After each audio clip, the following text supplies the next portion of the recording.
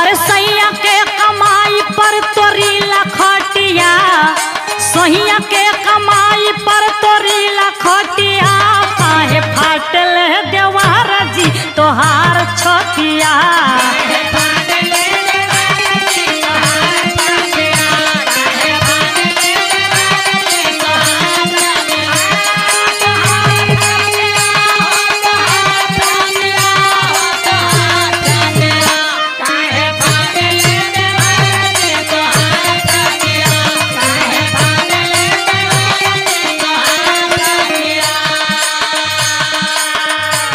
अच्छा तो तोहार सैया नौकरी करत हो तो काम काजू है और का तोरे मतिन बिना काम कसरा का थोड़ा ना होगा। अच्छा तोहार बाबू आके खेती बाड़ी कुल करत हुआ का? नहीं आए हमारे बाबू के मत जा।